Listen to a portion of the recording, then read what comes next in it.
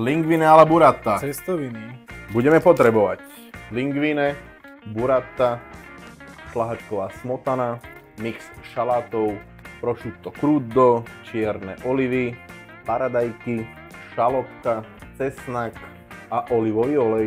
Na záver parmezán. Začíname paradajkou, ktorú zblanžírujeme. Na rajčine spravíme krížik. Tak poďme blanžírovať. Po minútke vyberieme a vložíme do ľadovej vody. Ochladené rajčiny začíname šúpať. Paradajky prekrojíme na polku a vydlabeme stred. Do hrnca dáme olivový olej. Do rozhorúčeného oleja dáme šalotku. Sol. Áno. Korenie. Korenie. Oh yes.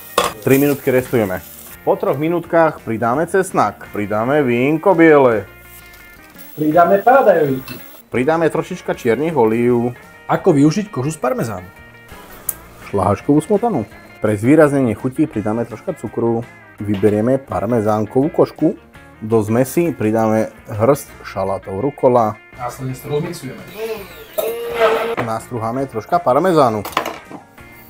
Kus rajčín, ktorý nám zostal. Cestoviny. Do našej porcie cestovín pridáme zmes rajčín. Aby boli cestoviny vlačné, pridáme troška vody a prosciutto.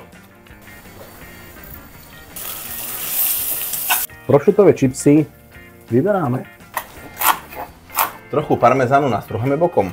Pridáme trošku olív, milimeter prosciuttových čipsov, parmezán, milimeter šalátov, burrata, zopár hoblinov parmezánu, naše paradajkové cestoviny na krémový spôsob v talianskom štýle. Dobrú chuť!